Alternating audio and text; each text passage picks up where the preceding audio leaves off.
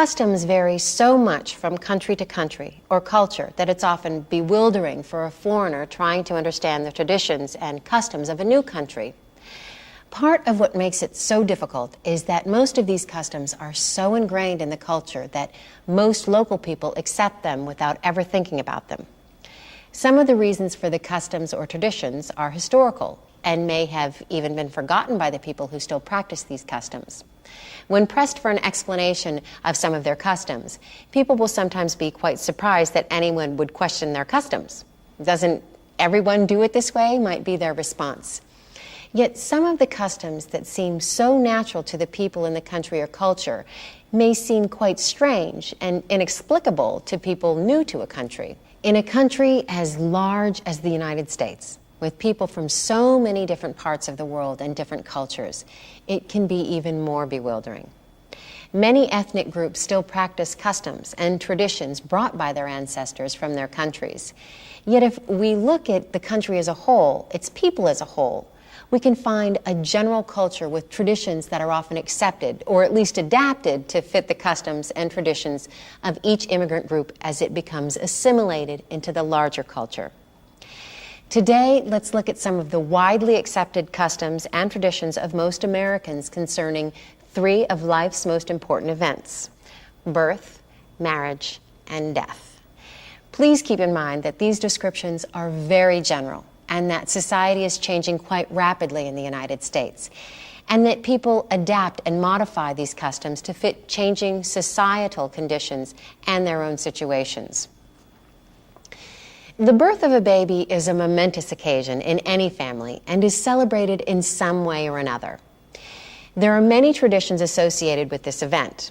One of the most common ones is the baby shower, which is a non-religious tradition observed by almost everyone in this society.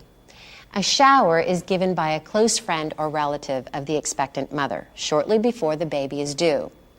In the past, showers were almost always arranged in secret so as to be a complete surprise to the mother-to-be.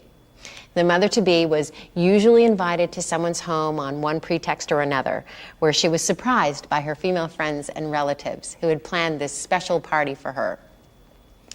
In recent years, the tradition has been modified, at least in some social circles, so that the shower is not always a surprise occasion, but one that the expectant mother knows about ahead of time. Whether the baby shower is a surprise or not, the mother-to-be is showered with gifts for the new baby by her friends and relatives. The gifts may be small ones or very expensive ones, depending on the financial situation of the participants. But there is always a very emotional outpouring of good wishes for the expected baby and its parents. The gifts are always opened at the party, and everyone expresses great admiration for them. There's always a lot of advice from experienced mothers and expressions of envy from those women who do not yet have children. This way, the expectant mother is reassured about the coming event and the desirability of her situation. A few years ago, it was almost unheard of for men to participate in a baby shower. However, as I mentioned earlier, society is changing rapidly, and men's participation at baby showers is becoming more common. That reminds me of another related change in the society in the United States.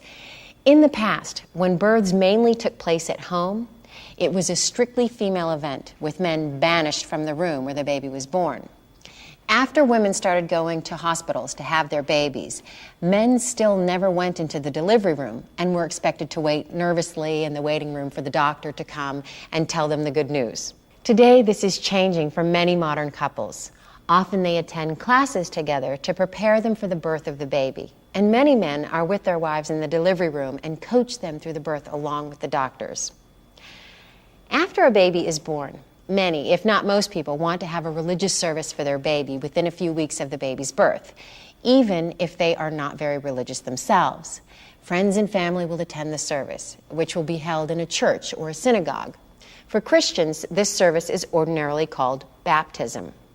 There are many customs and traditions surrounding marriage, and particularly the wedding activities themselves.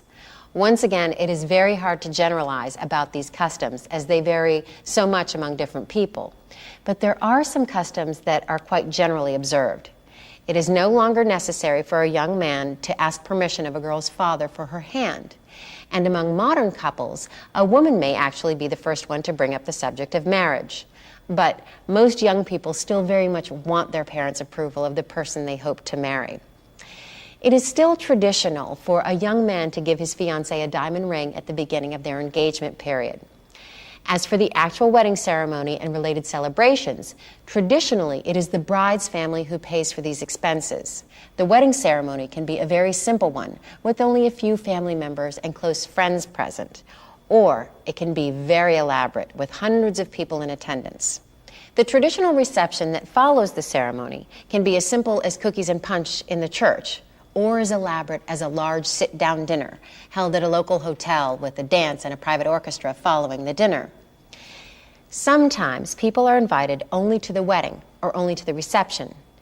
At any rate, these events can usually be attended only by invitation. One very popular tradition associated with weddings is, once again, the shower that we mentioned in relation to birth. At this shower given before the wedding, the bride-to-be receives gifts to help her set up her new household, such as electrical appliances, sheets, towels, and pots and pans. In addition to shower gifts, wedding gifts are also expected from people who receive wedding invitations. Occasionally, people choose not to have any kind of religious service at their wedding and opt to get married in a civil ceremony in a government building. However, a civil ceremony is not necessary if a couple decides to get married in a religious ceremony.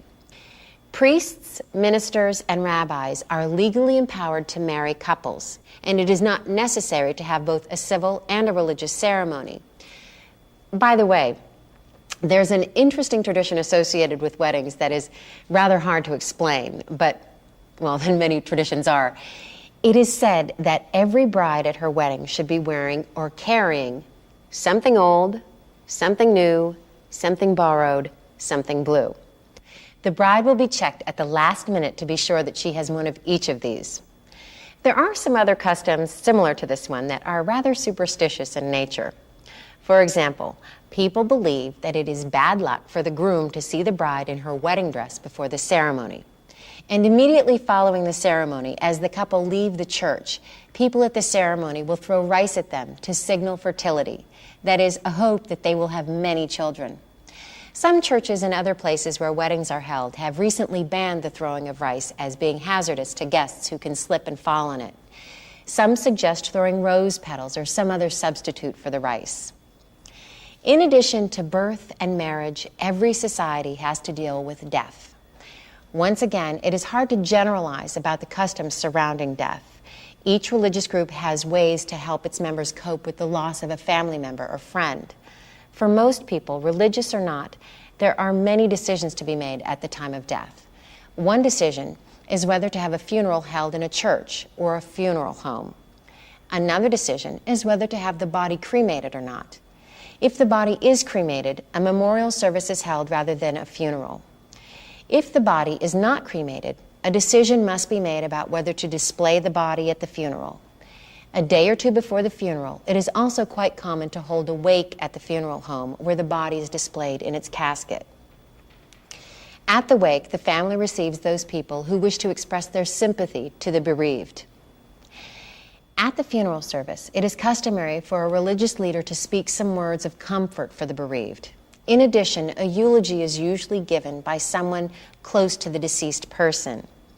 Sometimes many people will speak about the good deeds of the person who has died. After the religious ceremony, the body is usually taken to a cemetery where it will be buried after another brief religious service. Of course, most people learn of the death of someone they know from the person's family. But notices of funeral services are also printed in the newspaper, and anyone who wishes to attend the service is expected to, without a personal invitation from the family. People who knew the deceased casually, but who want to express their condolences, usually send a sympathy card to the family. It is traditional to send flowers to a funeral, but it is important to check with the florist to be sure to send the correct kind of flowers. It's sometimes important to know what kind of clothes to wear to a wedding or funeral. Traditionally, the bride wears white, and guests at the wedding are free to wear whatever colors they like, except for women who do not wear white. At a funeral, it used to be necessary to wear black to show grief, but today this custom is no longer observed. As I said before, in a society so large and diverse as the United States, customs can vary greatly from area to area among different social, ethnic, and economic groups, and even from generation to generation. I have tried to give you some idea of customs and traditions that are generally accepted. But of course, it's always wise to ask if you find yourself in a situation where you might be invited or expected to participate in one of these events. When in doubt, ask.